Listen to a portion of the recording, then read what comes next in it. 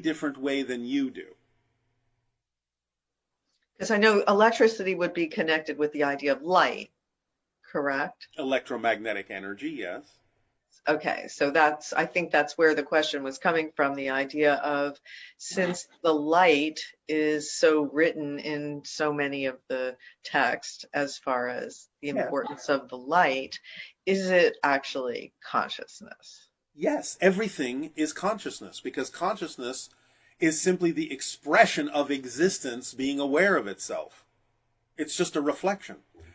So the idea is that everything is made out of that same, well, energy, if you want to say the word energy, or consciousness, but everything experiences itself as consciousness in very different ways.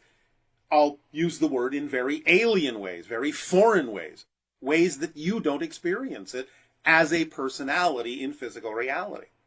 For example, a rock even experiences consciousness, but the way a rock is designed to be a rock, and the way you're designed by yourself to be a physical human, the rock experiences its consciousness by you being conscious of the rock.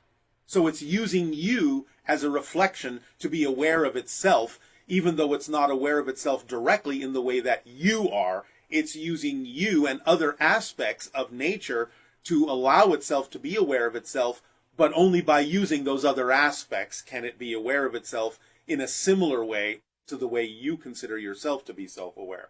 So it's a very different form of self-awareness. It's a very different expression of consciousness. So yes, it's conscious, but not in the way that you are. Okay, thank you. Yes. So we have lots of questions about spaceships and aliens and Oh, all right. things you might be familiar with. Maybe just a little bit, yes. So this viewer is saying that, they've done certain protocols to be able to make ET contact, and Yes. that in doing that, they've been able to, experience a spaceship in the sky and Yes. become aware of it. And so once contact is made and there's that craft there, then what? Well, what do you mean, then what? Keep going. Keep using your imagination. Keep coming up with other ways to let extraterrestrial beings know that you are peaceful, that you are centered, that you are balanced, that your intentions are positive. Keep going. Use your imagination. Expand the protocols. Be more imaginative. Be more creative. Be more active with them. Come up with different ways of showing those things. Artistic ways, creative ways, whatever you wish to do. But keep going. It will expand, and over time, the extraterrestrials will understand all the different ways you are attempting to communicate this idea of peaceful interaction, loving interaction, creative interaction with them, with us, and eventually it will blend into more and more face-to-face, open kinds of contact. And that sounds fun. Yes, of course. Why wouldn't it be? Another question is, can you tell us about Phobos monolith on the Mars moon? Was it put there? Who did it? What's its purpose? And does it have any relationship to any of the monoliths on our planet? The idea of monolith on Phobos, one of Mars's moons, comes from the ancient civilization that used to abide there millions of your years ago, as a sentinel, as a beacon for a variety of energetic and scientific purposes. It is to some degree energetically connected to certain things on Earth, such as certain kinds of ancient obelisks and pyramids and so on and so forth. There is an energetic connection. But the idea is that it is something from a long ago civilization. It still has to some degree some activity within it energetically, but not really according to its original uses, since that civilization is no longer upon Mars in the same way that it used to be. Was there anything significant about the one that showed up? Was it in Arizona or Utah? Well, the significance is mystery. The significance is a manifestation of the collective consciousness that now is becoming more open to the idea of exploring mystery, exploring portals, exploring places that might be connected to other dimensions and other realities, so that you become more aware that there is more mystery on your planet than you may think. Because many people on your planet think, oh, we've solved it all, we've seen it all, been there, done that. Well, no, you've barely scratched the surface. So the idea is that your collective consciousness will allow individuals to create certain things and manifestations that will be more mysterious, to start pulling you in the direction of the great mysteries, so that you can really explore both the inner realities as you explore the outer realities, and ask yourself questions that you have to go to a different level to answer. And could you share with us how the stones used to build the ancient megaliths, some weighing hundreds of tons, were cut and lifted into place? Well, a lot of vibrational resonance, sonic vibrations were used to cancel the idea that you call gravity, to relocate the locational variable in those objects. But even though they also had certain kinds of technologies long ago that could do some of these things, a lot of the stones weren't cut. They were simply formed in the sense of dissolving them or softening them and sort of treating them more like the idea of cement or clay. So they could be put into place, formed in place, and not necessarily always carried. Sometimes they were held aloft by vibrational resonance, and sometimes they were simply formed in place. Depends on how far back you go with the technology before it was lost, before it was forgotten. So interesting. So can you tell us a little bit about the different types of grays that we're interacting with? Well, as we have said, there is what we call the Maz-A, which you call the typical short gray. There are the taller grays, which we call Mazani, which is another hybridization level, another phase of hybridization. Now, remember that sometimes you're also dealing with gray beings and, of course, other beings that come from other parallel realities as well. So we understand that there can be a little bit of a confusing mix of things going on. They don't all blame, in a sense.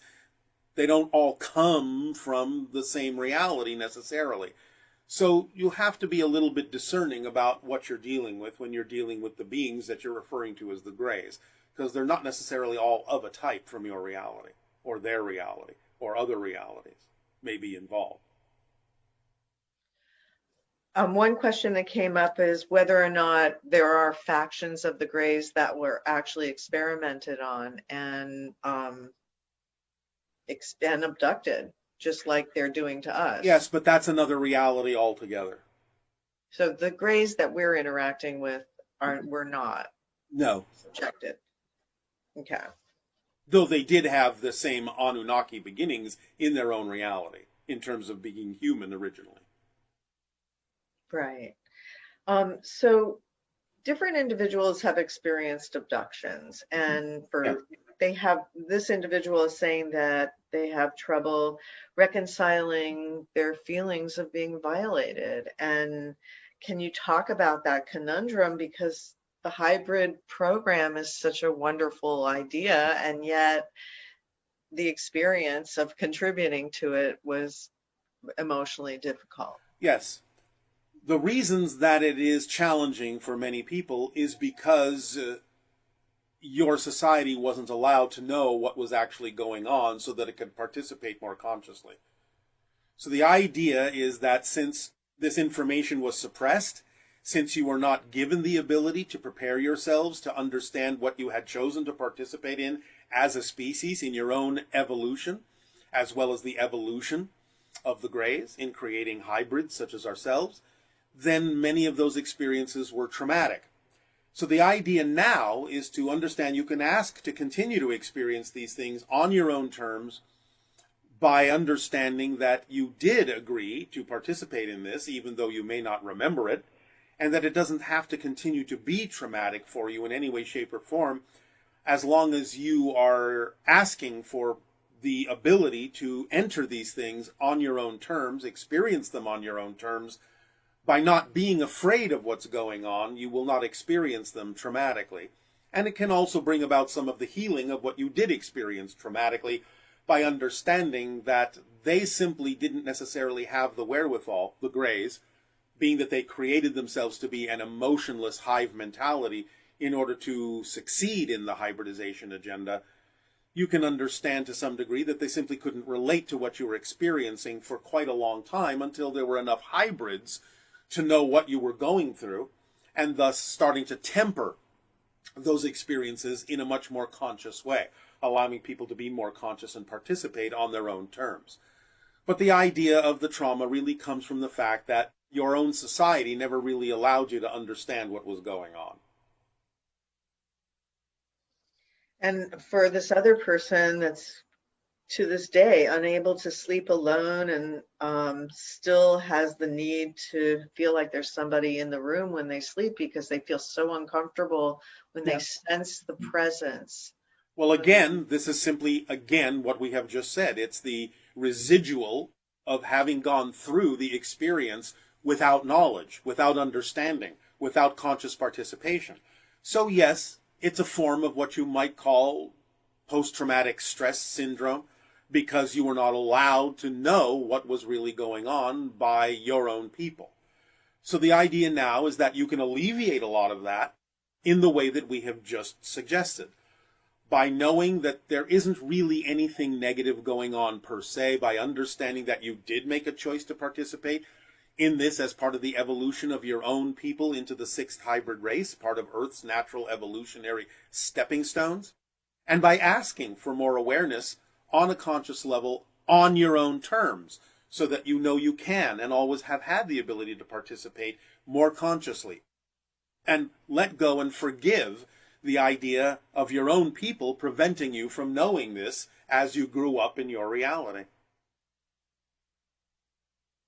Okay, thank you. Yes. This is a little bit of historical ET information. Yes. A question on the topic of anti-Semitism. Yes. The idea that the Jewish people are perceived as a special people by others, expressed in a negative way in anti-Semitism. Does it come from the fact that they were in ancient times guided and protected by the Anunnaki, and that their religious ideas were, as a consequence, so different from the existing religions back there that they were perceived to be a small group of elitists trying to influence society? All right, well, first and foremost, there's actually something in error about that historical recollection with regard to being so different from other people in the beginning in terms of their culture. They were perceived as different because of a more direct genetic connection to the ancient Anunnaki, which was important to preserve for the future of the hybridization agenda to allow Earth to experience its evolution in the way that would best serve it. So the idea is that there was a sensing of that genetic difference that was called out, and because of the negativity that existed on the planet at the time in seeing them as different in that way, a lot of times, again, because of the same reasons people persecute others today, because they're afraid to look within themselves and project that fear on other people when they see something different that reminds them of what it is they contain as well, but they're afraid to look at, then there is persecution. But the idea that their culture in the beginning was so different isn't actually true. The idea of monotheism is actually a very late arrival in the culture of the ancient Hebrew people. The original idea that was really quite prominent in the beginning was similar throughout many different cultures, and that is the recognition, and of course at the time, because of the way they express things, the worship of not only the male principle of the so-called monotheistic God, but also the female principle of the idea of feminine energy, the goddess energy. This was actually quite prevalent throughout the ancient cultures of the Hebrew people, as well as many others. The idea of the suppression of the feminine came along much later, when those who were fear-based wanted to exercise the idea of more control over the populace for their own purposes of maintaining their power. But in the beginning, the idea of the Hebrew people was very pantheistic. They actually worshipped many different gods, and especially the idea of the god-goddess energy of Yahweh and Asherah.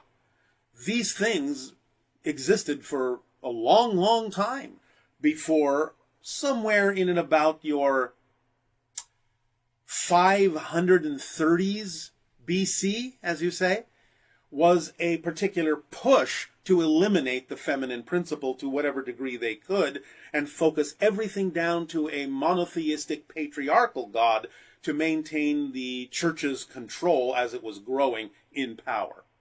So first and foremost, please understand that the idea is that the so-called beginnings of the Hebrew people were not monotheistic. They recognized the male and female principle within creation. It only became monotheistic in the way that it is now because of a power struggle that formed much later on. Does that help? Yes. These questions are specific to Essassani and the Essassani people. Yes. The idea that there is a prime facilitator, is this something you've mentioned? Yes. Again, it's part of the idea of an organizing body that allows for the amplification and magnification of the idea of synchronicity within a society, stabilization of a certain state of being within a society, to allow people a little bit more efficacy in having the discernment between the idea of what they do and don't prefer. So in that organizational body of service, which isn't exactly a government per se, there is what we would recognize as a prime facilitator that is the core of that particular focus of energy to allow for more ability to have that discernment and balance within the society. And is that active as part of these channelings? It is always involved to some degree, although the difference in degree depends on what is being done at any given moment. But of course, since it's a part of our society's collective equation of energy, then yes, the prime facilitator is always present to some degree. So what kind of challenges do you as a people and your planet have? Well, as a first contact specialist, obviously we have the challenge of our communications with different societies, as we are doing with your world right now. The challenge of presenting information in a way that is capable of being absorbed by those that choose to absorb it is an ongoing and very exciting process for us, because things are changing in a variety of ways all the time, and you are very different from our society, so we are always challenged to come up with more and more creative ways to express these concepts in a way that can potentially serve your society. And for you personally, how do you allow your sculpting work to leak into your first contact work? Well, one good example would be the idea of the creation of something we have mentioned before, which is the kind of conical tower that is very tall, made out of 3 strands of our crystalline nanotechnological material that is actually vibrationally representative of your ability to tap into the 3rd strand of DNA, which gives you more ability and more discernment to raise your vibration. So our sculpture, in that sense, in that context, is a very prime example of the vibrational energy we are delivering to you to allow you to tap into more of yourself. And so will you eventually actually come to the planet? I am in orbit around your planet, as I said, stationary above Sedona at this moment, but if you mean literally physically standing on the ground, yes. And what will you do once you're here? Well, we'll find out together, won't we? Obviously, I will be, in some sense, a representative of my society. And what that entails, we will see when it happens. Do you have any idea when that would be? As I said, the idea in general is that there will be others before us. We will be more toward the middle or the end of the window of open contact. So somewhere more after the 2033s or 2040s would be more likely, as the energy exists right now, for us, in our society specifically, to start making more physical appearances upon your planet, though others will be first. Well, since you're quasi-physical, Yes. how does that interact with our physical reality here? Well, again, we have the ability to adjust our frequency to a certain point, and therefore we would appear to be mostly physical to you at the point when you arrive at being a little bit closer to us in frequency. Because we will be more similar in frequency, you'll be capable of perceiving us as solidly physical. At the same time, you will also be capable of perceiving us in our quasi-physical state as well. It will just depend upon what the moment requires. And I suppose the ones that would be able to perceive you would be the ones that aren't going to go running screaming because their own shadow is emerging and scaring them to death. At that point where we actually can manifest physically on your planet, obviously, of course, there would no longer be those particular attributes in the people that we come into physical contact with. I see. So lastly, Yeah. You've said that we are the masters of limitation. So we'd like to ask you, you are the masters of? We are the masters of communing with the masters of limitation. Beautiful. Thank you so much, Tadeo. We all appreciate you so much and the wonderful information that you share, and I hope everybody had a good time today. And will continue to do so, because it is time for your meditation.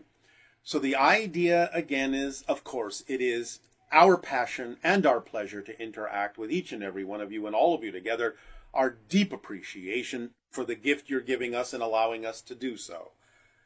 And now, please continue to explore the conundrum we have delivered, so that you may allow your brains and neural networks to realign and reposition in a way that will make you more conducive to the great mysteries of existence and bring you closer to the vibration of open contact in time. Enjoy now your meditation.